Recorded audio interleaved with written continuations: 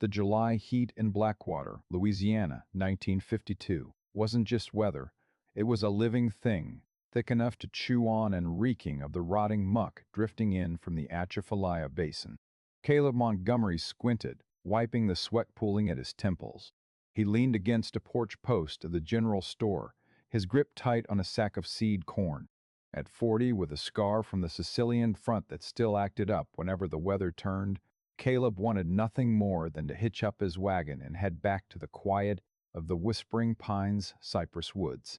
But the brass tolling from the square's watchtower cut his stride short. It wasn't a fire alarm, nor a call to Sunday service. It was a dry, hollow ring signaling a protection auction, the fancy-talk Blackwater officials used for auctioning off orphans to landowners short-handed for the harvest. "Daddy, can we go see?" Sarah's soft voice pulled Caleb back to the here and now. The 7-year-old with golden hair just like her late mother peered curiously at the crowd gathering around the high wooden dais. Caleb sighed. He meant to say no, but his daughter's clear eyes always had a way of thawing out his frozen heart. "Just for a minute, Sarah. We got to get home before the storm breaks." The town square was packed with men in sweat-soaked shirts and women fluttering palmetto fans. Up on the platform, Sheriff Miller, a pot-bellied man with a brass star glinting in the sun, stood beside a huddle of small children. They looked ragged and terrified, huddling together like lambs before a pack of wolves. But there was one exception. Standing off by himself at the corner of the stage, right under the flagpole, was a boy of about 13. He wore a shirt torn at the shoulder, mud-caked boots, and dark, shaggy hair that partially hid his face. But what made Caleb stop in his tracks was the boy's stance, arms crossed tight, chin tilted up in defiance, and his eyes. Those were the eyes of someone who had seen the raw end of a deal but refused to fold. "This here's Elias," Miller barked, his voice sounding like a cattle rustler making a pitch. 13 years old, stout build, can do the work of 2 grown men. However, I'm going to lay it out straight so there's no griping later. This is the son of that butcher, Grady, the one who stretched a rope last fall for murder." A wave of angry murmurs rippled through the crowd. The insults started flying toward the stage. "Son of a killer," one man shouted. "Bad blood only breeds more bad blood. Get him out of here. We don't want that white trash in Blackwater," a woman chimed in. Elias didn't flinch. He stared into the distance, his jaw set so hard Caleb could see the muscles twitching in his face. It was a haunting kind of grit, the kind Caleb had only seen in soldiers pinned down in a trench who knew the end was coming. Suddenly, Sarah let go of her father's hand. Before Caleb could grab her, she'd slipped through the crowd and reached the edge of the platform. She opened the small basket at her side and pulled out a piece of cornbread, still warm. "Hey," Sarah called softly. Elias looked down. His cold gaze met the pure kindness in Sarah's eyes. He froze for a second. Sarah held up the bread, her smile like a ray of light cutting through the gloom. "Here. My daddy says everybody needs to eat to keep their strength up for the fight." Elias reached out a trembling hand, but before he could touch the bread, a heavy hand snatched Sarah back. It was Jeb Carter, a local overseer known for having a mean streak a mile wide. He shoved Sarah to the dirt and swung his leather lash toward Elias. "You little rat, I'll teach you how to look at folks." The whip whistled through the air with a sharp crack. But it never reached Elias. Caleb Montgomery was already there. He caught Jeb's wrist, squeezing with the strength of a man who used to manhandle heavy artillery. Caleb's face was stone cold, but the heat coming off him made Jeb back down. "That's enough," Caleb said, his voice deep and steady. "Move aside, Montgomery. This is town business." Miller stepped forward, his hand resting on his sidearm. "The boy needs a lesson." Caleb helped Sarah up, brushed the dust off her dress, and looked Miller dead in the eye. He wasn't the reclusive farmer anymore. In that moment, Caleb Montgomery was the JAG officer who had defended innocent GIs before the high military court. Under the Louisiana Civil Code, Title III, Chapter 5, on tutorship, Caleb began, the legalities rolling off his tongue as smoothly as if he'd never left the law office. Conducting a labor auction for minors under the guise of finding a protector without a representative from the parish court is a felony. Furthermore, this boy hasn't committed a crime. Slandering and assaulting a child based on the actions of a relative is defamation and battery. Miller sneered, The law? In this swamp, the law is whatever I say it is. Caleb, then say that to the circuit judge tomorrow morning when I file a formal complaint with the state, Caleb said, stepping forward to put himself between Elias and the overseer. I, Caleb Montgomery, am formally requesting legal guardianship of Elias under the vet's preference clause for managed farmsteads. I've got the acreage, the income, and the civil standing to make it official right here now. The entire square went bone-dry silent. Silas Vane, the high and mighty senator sitting in the seat of honor behind Miller, had been watching the whole thing play out in silence. He tipped his wide-brimmed hat back, his eyes as sharp as a hawk's as he sized Caleb up. Silas Vane didn't care for men who knew the law, especially the ones who had a conscience to go with it. Caleb, Silas spoke up, his voice low, gravelly, and dripping with backhanded intent. You know what you're taking on? You're bringing a seed of ruin into your house. Your Whispering Pines is already on the ropes. Why go looking for more trouble? Senator, Caleb turned to face the most powerful man in the parish. I spent my younger years defending what we call liberty and justice on a whole different continent. I'm not about to stand by and watch those values get dragged through the Louisiana muck just because of some yellow-bellied prejudice. He turned back to Elias. The boy was still standing there, frozen, but the wild look in his eyes had dimmed, replaced by pure shock. No one had ever stuck their neck out for him before. Let's go, Elias, Caleb said simply. Miller moved to stop them, but a look from Silas Vane signaled them to stand down. Elias stepped off the dais slow-like. He brushed past Sarah, who beamed at him and pressed the cornbread back into his hand. This time Elias gripped it tight.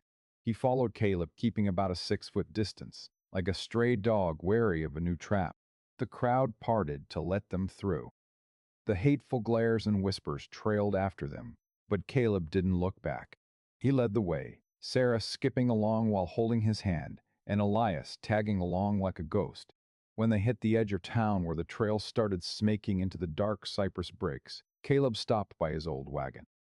He tossed the seed bags into the back and turned to Elias, who was still staring holes into the dirt. There aren't any chains at Whispering Pines, Caleb said, his voice as level as he could make it. But there's work. I didn't take you on out of pity. I took you because you got a right to be treated like a man. You'll work, you'll learn, and you'll follow my rules. In exchange, I'll make sure nobody lays a finger on you as long as I'm drawing breath. Clear. Elias looked up. For the first time, Caleb saw a flicker of hope alight as fragile as a spider web in a gale. Why? Elias asked, his voice raspy. It was the only word he'd spoken since the auction started. Caleb climbed into the driver's seat, took the reins, and motioned for Elias to sit in the back with Sarah. Because I've stood on a block just like you, Elias. And back then, nobody crossed the street for me. The wagon started rolling, the rhythmic thud of hooves hitting the dirt road mixing with the sigh of the wind through the cypress. Behind them, Blackwater faded into the shadows of the approaching storm. Caleb stole a glance over his shoulder and saw Elias carefully breaking the cornbread in half to share it with Sarah. The trail into Whispering Pines narrowed, swallowed up by ancient cypress trees that tangled together like a giant's skeletal fingers. The fading light hit the tea-colored swamp water where lazy gators breached and sank, leaving behind mysterious ripples. Elias sat dead still in the back, his knuckles white against the wooden slats, his eyes darting through the thick brush. He watched the water like he expected a monster to jump out, or maybe he was calculating if he jumped now, whether the dark would be thick enough to hide him from the man holding the reins. We're here, Caleb said softly, as the wagon turned through an old wooden gate with a faded sign that read Whispering Pines. The house sat in a wide clearing shaded by ancient live oaks.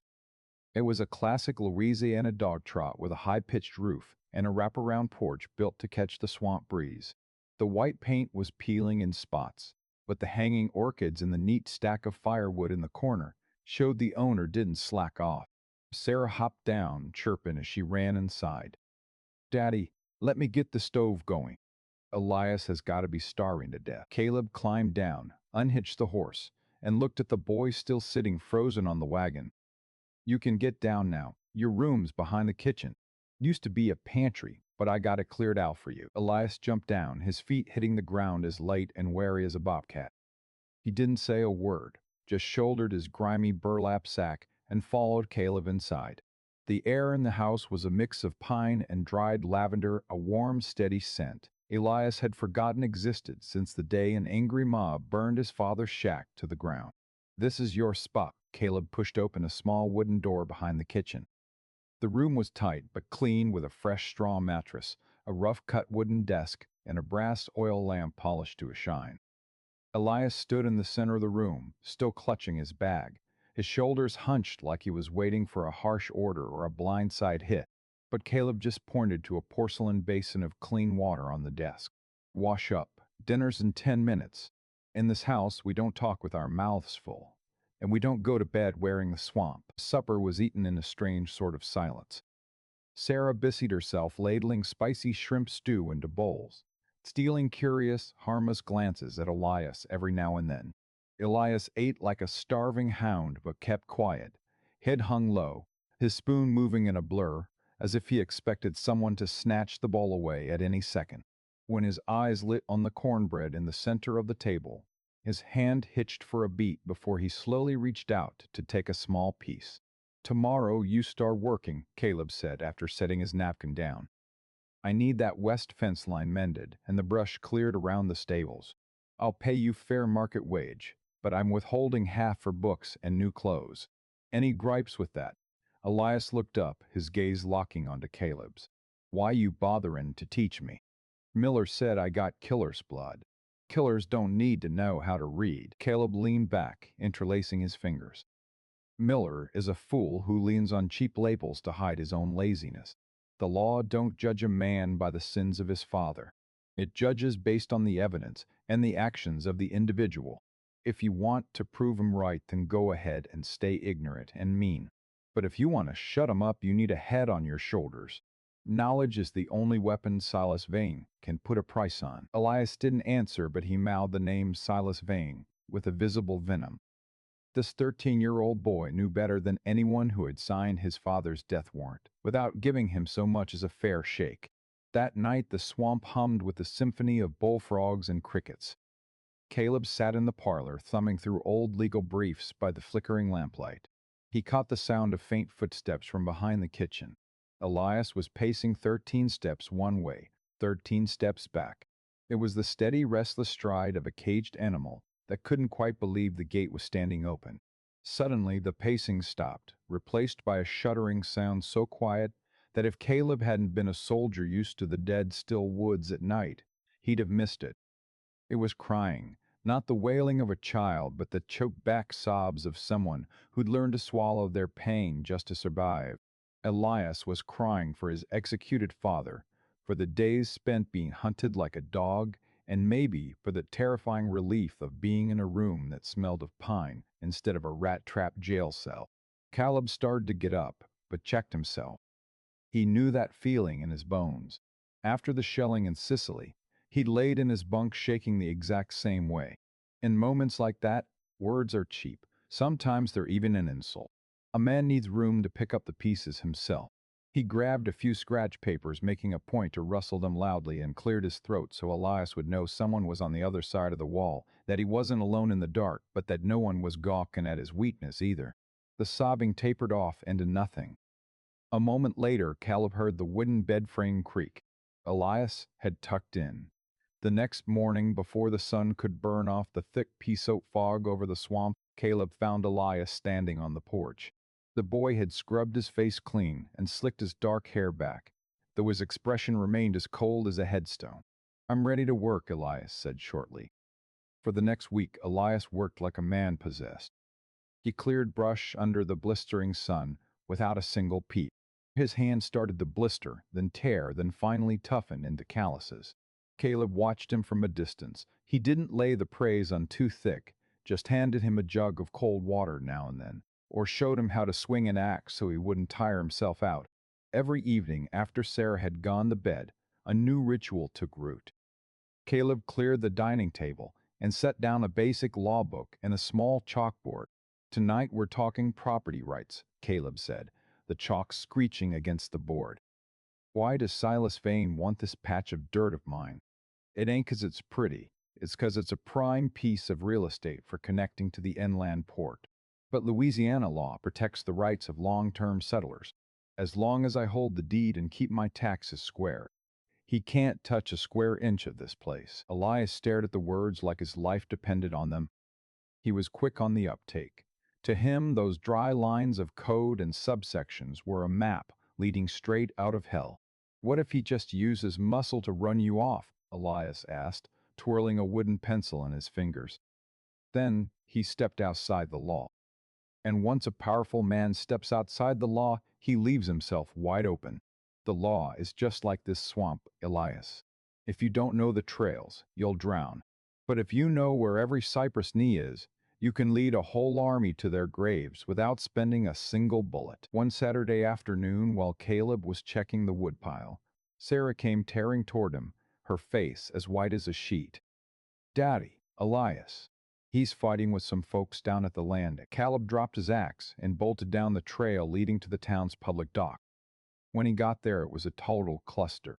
Elias was cornered against an old warehouse by three older boys. One of them was Buck, the son of Jeb Carter, the overseer Caleb had put in his place at the square. "This killer brat thinks he can just show his face around here to buy supplies," Buck yelled, wielding a heavy piece of lumber. "My pa says you're kind coulda be eating swamp mud." Elias didn't give an inch. His eyes were bloodshot, his breath coming in ragged gasps. He was clutching the small, shank something he kept hidden all this time. He was shaking with a blind rage, ready to lunge at the bigger boy. "Elias, hold it right there!" Caleb's shout cracked like a thunderclap. Elias froze, the shank in his hand just inches from Buck's chest. The circle of boys scattered as Caleb marched toward them, his face set like granite. "Drop the knife," Caleb commanded, his voice low but carrying a heavy weight. "They were bad-mouthing my pa. Said he was a pig meant for the noose," Elias screamed, tears of pure frustration welling up. "I know. But you stick that boy, and you're the killer they're looking for. You'll be signing a death warrant for your own future, and Silas Vanell'll be the one laughing because he didn't have to lift a finger to get rid of a thorn in his side." Caleb stepped right up to Elias, his hand firm on the boy's knife wrist. "You gave your word to follow my rules. Rule number 1, never let your temper drive the bus. Drop it." Elias' arm shook violently before finally going limp. He let the blade fall into the muck. Buck and his cronies started triumphant jeer, but the laughter died in their throats when Caleb turned his gaze on them. "Buck Carter, you go tell your daddy that if I catch any of you pestering my kin again, I'm hauling Jeb Carter into court for contributing to the delinquency of minors and assault. I've got 2 witnesses, the warehouse foreman and the fireman who saw the whole thing. Do you boys really want to spend your summer in the county workhouse?" The boys grumbled a few curses and beat a hasty retreat. Caleb leaned down, picked up the shank, wiped the mud off, and tucked it in his pocket. He didn't scold Elias. He just put a hand on the sobbing boy's shoulder and guided him back toward Whispering Pines. Elias didn't say a word the whole way back. It wasn't until they reached the porch that he stopped, staring down at his calloused hands. "I'm sorry," he whispered. "Don't apologize to me," Caleb replied. He pulled the shank from his pocket and pressed it into Elias's hand. "Keep it, not for sticking folks, but to remind you that an animal's instinct is to strike when cornered, but a man's strength is knowing when to keep it in the holster. You are the killer's son, Elias. You're a hand at Whispering Pines, and one day you're going to know the law better than that hack Miller." That night, Elias didn't hide in his room. He sat on the porch with Caleb, watching the fireflies dance in the cypress. For the first time, he asked Caleb about the war in Europe, how a man keeps his soul while the big guns are roaring. Caleb told him about soldiers sharing their last crust of bread in the trenches, and how international law was born from the rubble of violence to stop the bleeding. Elias listened, his eyes reflecting the oil lamp's glow. He began to see that Caleb Montgomery wasn't just taking him in. This man was building a fortress of ethics and law around him, an invisible suit of armor that no insult or leather whip could pierce. But peace in the swamp is usually short-lived. As Caleb headed inside for the night, he spotted a shadow waiting at the head of the trail. It was a stranger in a sharp gray suit, looking completely out of his element in the back country. He held a manila envelope stamped with the seal of the parish court. "Mr. Montgomery," the man asked with a thin, calculating smile, "am legal counsel for Senator Silas Vane. I've got a little gift for you. A notice for a guardianship review and a final settlement offer for this acreage. I'd suggest you read it before the sun comes up." He tossed the envelope onto the stone table on the porch and vanished into the dark. Elias stood up, his hand reflexively touching the knife handle in his pocket, eyes tracking the man like a hawk. Caleb picked up the envelope, his grip tightening. He knew Silas Vane had made his move. The fight wasn't just spitting matches in the square anymore. It had officially moved to the battlefield. Caleb knew best and feared most, the black and white pages of a rigged legal system. "Get inside, Elias," Caleb said, his voice as hard as cold steel. "Tonight we aren't studying property rights. Tonight we learn how to face down men who twist the law for sport." The air at Whispering Pines over the following weeks carried a fake kind of quiet, like the surface of the swamp before a hurricane hits. Silas Vane wasn't a man to rush. He was a patient hunter who understood that to beat a soldier like Caleb Montgomery, he couldn't just use brute force. He had to cut off the supplies, isolate the target, and hit the weakest point in the walls Caleb was trying so hard to build. That morning, a shiny black car, rare luxury on those mud-clogged trails, screeched to a halt at the gate. A man in a slick gray suit stepped out, clutching a leather briefcase. He introduced himself as a rep for the Southern Infrastructure Development Company, but Caleb knew exactly whose ghost was pulling the strings. "Mr. Montgomery," the man said with a store-bought smile, "Senator Vane is a man who respects history. He understands what Whispering Pines means to your family. However, progress waits for no man. We're giving you a final offer, triple the current market value. In exchange, you just sign over the water rights and the shoreline strip." Caleb didn't even look at the check being held out. He kept driving nails into the fence rail, the hammer strikes echoing sharp and clean. "Go tell Silas my dirt ain't for sale, and neither is my soul. This progress he's talking about is just a fancy name for highway robbery." The man's smile died, his eyes drifting over to Elias, standing nearby with an axe in his grip. "Real shame. A single father raising a troubled element like this ought to know better, spend more time looking out for his future instead of inviting legal headaches. You know the state gets real particular about guardianship cases involving violent streaks." He left an envelope on the gatepost and drove off, leaving a trail of dust. Caleb stopped his hammer, watching the haze settle. He knew this wasn't a negotiation anymore. It was a formal declaration of war. Just as he'd figured, the next blow landed right on Elias. A few days later, Elias came back from delivering shrimp to town with a face full of bruises and a split lip. Sarah let out a sob at the sight of him, running to fetch warm water and bandages. Elias sat stone still on the porch steps, his eyes dark with a slow burn resentment that looked ready to blow. "Buck Carter again?" Caleb asked, his voice dropping into a dangerous register. "Wasn't just him," Elias rasped. "Sheriff Miller was right there, too. Stood by and watched while they shoved me into a drainage ditch and laughed. Called me trash, said it's only a matter of time before I dance the hempen jig, just like my pa. Miller even said he'd already gotten a formal complaint about you running a sweatshop out here." Caleb's knuckles turned white. It was an old trick, but a damn effective one. Twist his kindness into a crime, and use Elias as the very weapon to cut him down. If Silas Vane could prove Elias was being neglected or worked like a dog, the guardianship would be yanked, and Caleb would lose all his moral standing in the land rights battle to come. "They want you to swing first, Elias," Caleb said, sitting down beside the boy. "They want you to use that knife or those fists, so they have a legal reason to haul you off to juvie. You see what they're doing? I hate 'em," Elias growled, tears of rage finally breaking through. "Why do I gotta just take it? Why's the law always in the pocket of men like Silas Vane?" "Because the law is a tool, not a miracle," Caleb replied, his gaze fixed on the dark cypress line. "The wicked use it for shackles, but a righteous man uses it to set himself free. Tonight we aren't studying civil codes. Tonight we're drafting an affidavit." All through the night, by the low glow of the oil lamp, Caleb taught Elias how to log every event, time, place, witnesses, and threats. He taught him that every mark on his face, if laid out logically on paper, would become a bullet to fire back at his enemies. But Silas Vane didn't stop there. He started squeezing the turnip financially. The local bank suddenly announced Caleb's farm loan was suspended due to pending legal risks. The seed dealers refused to sell to Whispering Pines on credit. Even the mailman accidentally lost the replies from Caleb's old law firm in Baton Rouge.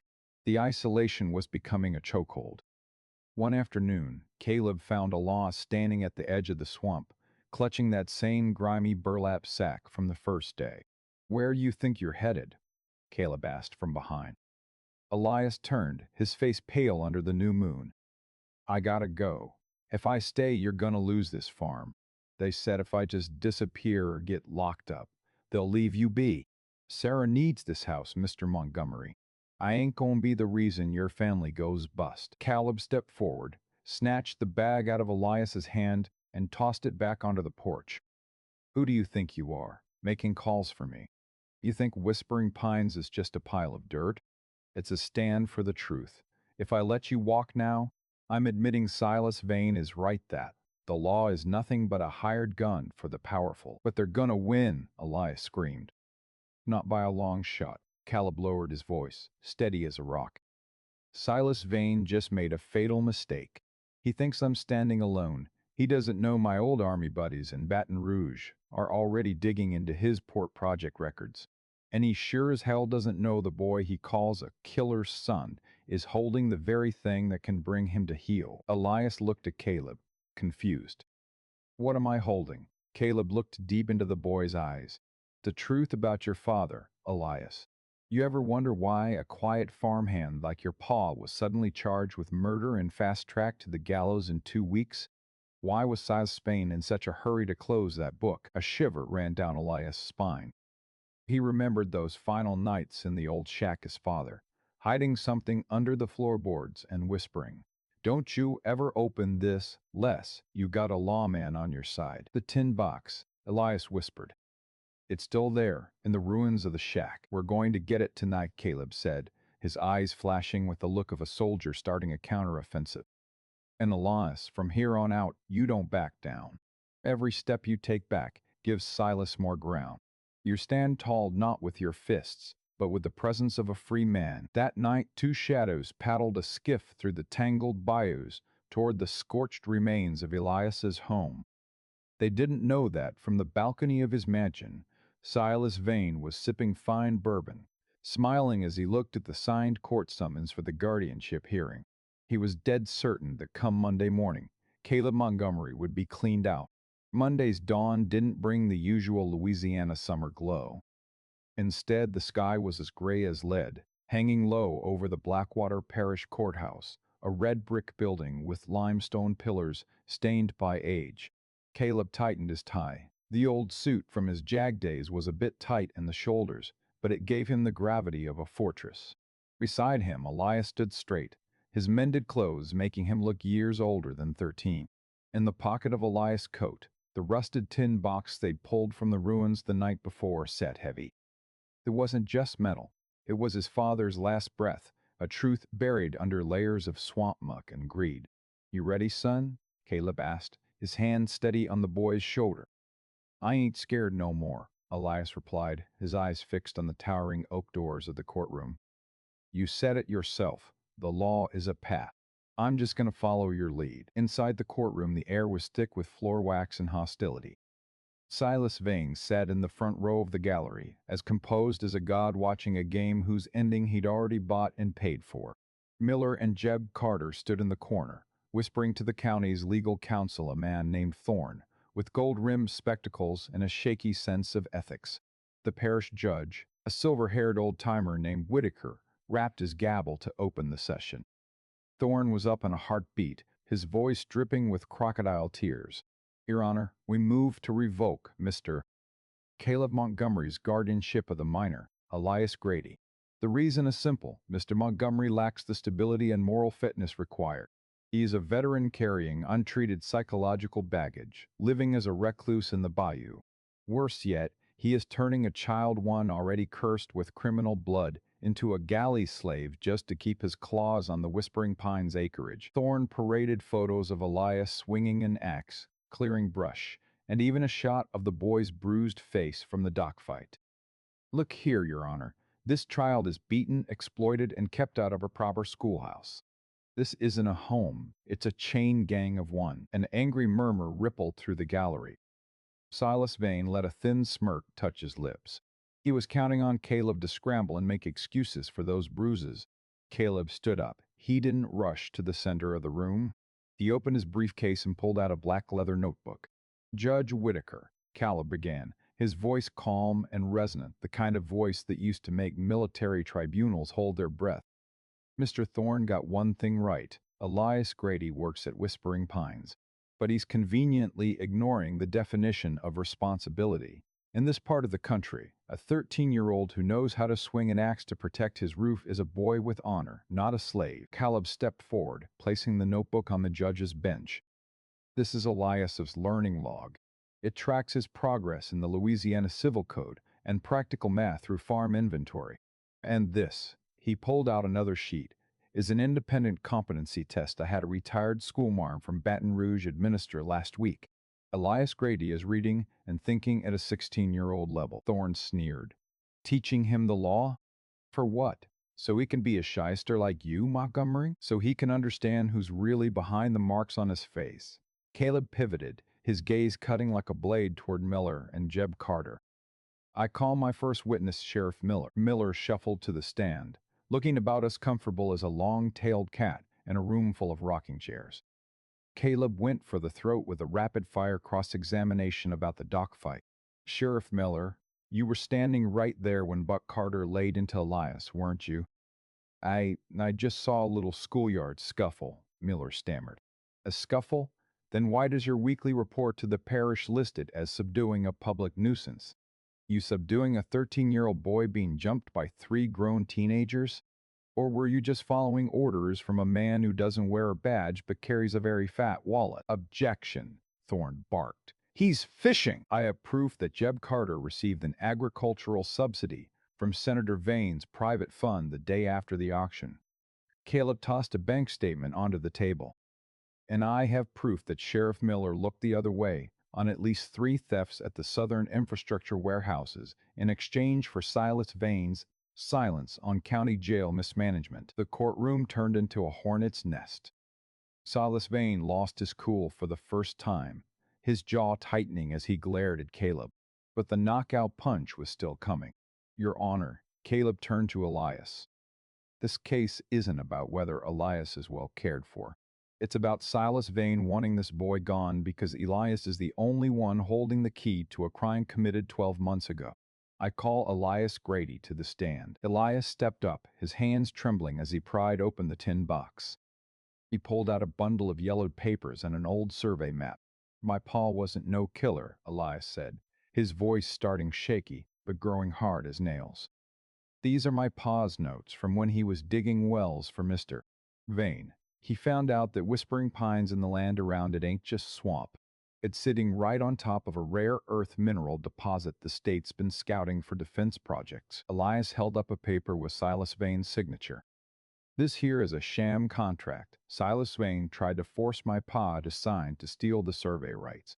When my pa refused and said he'd go to the state police, he got framed for a murder that was actually done by the man sitting right there, Jeb Carter." "Bull pucky," Jeb Carter roared, lunging toward the witness stand before the bailiffs cut him off. Caleb stepped closer to Elias, taking the smallest scrap of paper from the box. "And this, Your Honor, is the clincher. A handwritten will from the original owner of this land, pulled from the embers by Elias's father 10 years ago. It proves the shoreline never belonged to the parish to sell to Silas Vane in the first place. It was held in a private trust for free settlers, making the Montgomery and Grady families the rightful heirs." Judge Whitaker adjusted his spectacles, scanning the documents with grim focus. Silas Vane bolted upright, his face the color of ash. "Those are forgeries. That boy is the spawn of a criminal. The law doesn't judge on prejudice, Silas." Caleb's voice rang out, booming through the timber-framed room. "It judges on the facts, and these facts were verified by the land office in Baton Rouge via wire this morning. You didn't just swindle a family, you defrauded the state of Louisiana to line your pockets with national resources. Judge Whitaker slammed his gavel to drown out the uproar. He looked at Silas Bain with pure loathing, then down at Elias Grady. Based on this new evidence, the judge declared, this court hereby denies the motion to revoke guardianship. Furthermore, I am issuing an emergency warrant for Jeb Carter for the 1951 murder investigation, and I am suspending Sheriff Miller effective immediately pending a corruption probe. As for Senator Vane, I am handing this entire file over to the state prosecutor's office post-haste. Elias let out a long, ragged breath, his shoulders dropping as if a century's worth of lead had been lifted. He looked at Caleb. The man who had fought like a war horse was now smiling at him, a look of quiet, bone-deep pride. Silas Vane was led out in handcuffs as his cronies watched in shock. As he passed Caleb, he hissed through his teeth, "You think you won, Montgomery? This is just a backwater court." "Maybe," Caleb replied, calmly straightening Elias's collar. "But the truth don't recognize borders. And this time, the very ink and paper you look down on is going to be the noose around your neck." Stepping out of the courthouse, the air felt crisp after the rain. Sarah was waiting at the bottom of the steps, throwing herself into Elias and Caleb's arms. "We won, didn't we, Daddy?" Caleb looked up at the sky, where the leaden clouds were finally breaking to let the first streaks of gold through. "We're just getting started, honey. But from here on out, nobody's ever kicking us off Whispering Pines again." Elias gripped Sarah's hand, looking toward the trail leading back to the bayou. He knew there were still storms ahead, once Silas Vane used his state-level connections to hit back, but he wasn't shaking anymore.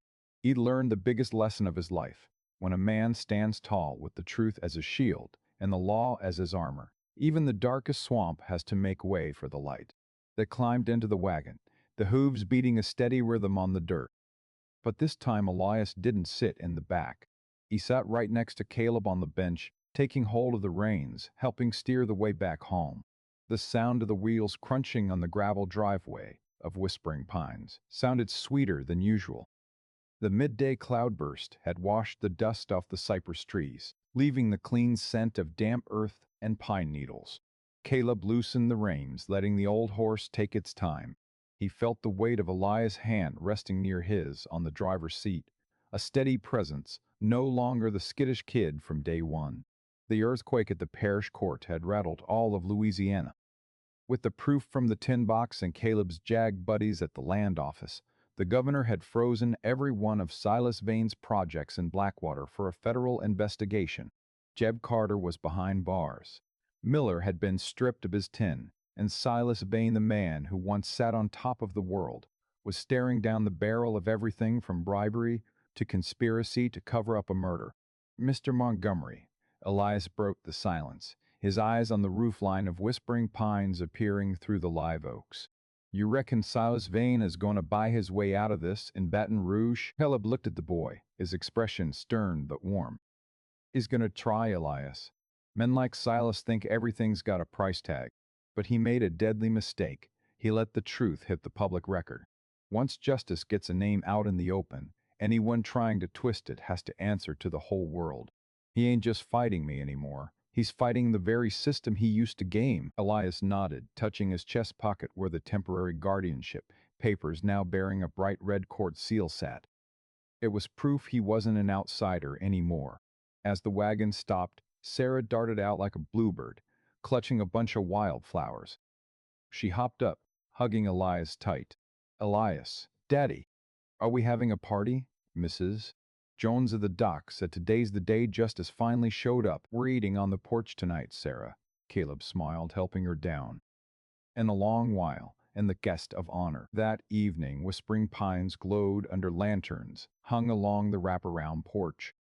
Caleb pulled out the finest bottle of wine he'd saved since he got back from the big one. The table wasn't just set with spicy stew. There was roasted chicken and apple pie luxuries for a farm that had been facing foreclosure. But that afternoon, the bank had already sent a wire apologizing and making good on Caleb's credit line. Elias sat at the head of the table, the spot usually meant for the man of the house or a VIP. He looked at the heaped plate, at Sarah's non-stop stories about fireflies, and at Caleb, the man who'd put his name and life on the line for a boy the whole town had spat on. He felt a heat rising in his chest, a feeling he hadn't had a name for in 13 years. Mr. Montgomery. Pa. Elias hesitated, the word pa coming out natural but heavy. Caleb froze, his eyes misting over in the lamplight. He set his glass down, looking Elias straight in the eye.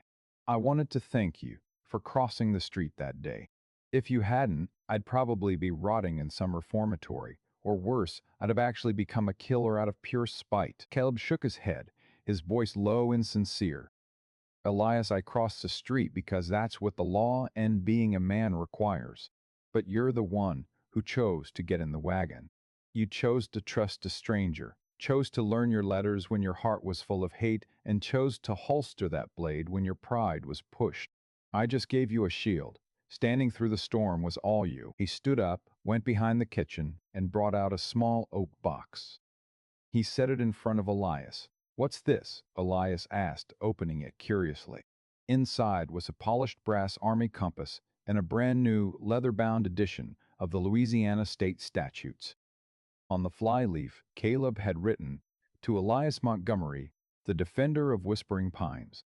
The compass is so you never lose your way in the swamp, and the book is so you never buckle under men who abuse their power," Caleb said. Starting tomorrow, you're officially enrolled in the parish school. You're going to study to be a lawyer, an architect, or whatever the hell you want.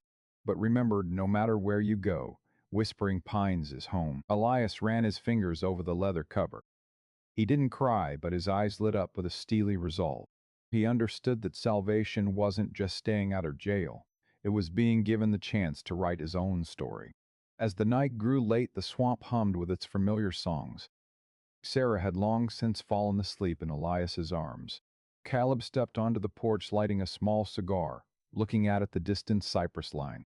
What are you thinking about? Elias asked, stepping out to stand shoulder to shoulder with him. Thinking about reaping and sowing, Elias.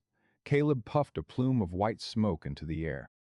Silas Bain thought he could use the mud to bury the truth, but he forgot that the best lilies grow out of the muck. He sowed cruelty, and now he's gonna reap a lonely cell. As for us, Caleb turned to the boy. We sowed a little kindness and respect for the law, and we reaped ourselves a family. Elias looked down at his hands. The calluses from clearing brush were still there, but they weren't marks of a slave anymore. They were proof he dug his own way into the light. He looked at the gate, where the trail wasn't a getaway path anymore, but a road leading out to the whole wide world. Tomorrow, Elias said, his voice clear and steady, I'm going to start mending that east fence. I want Whispering Pines to be the sharpest-looking spread in the parish, so my mama and pa can look down and smile. Caleb clapped Elias on the shoulder, the firm grip of men who'd survived the front lines together. That's right, son. We'll do it together. Under the silver moon, the white house in the swamp stood like a fortress. The wind through the cypress wasn't a mournful whisper of the past anymore. It was a song about a new start. In Blackwater, folks would tell the story for years about the JAG officer who bucked the system to save a stray, and the boy with the cursed blood who used the law to topple an empire. But for Caleb and Elias, the story wasn't in the telling. It was in every page they turned together at night, every acre they worked, and the absolute certainty that when justice is led by the heart, the shadows of the swamp will always give way to the dawn.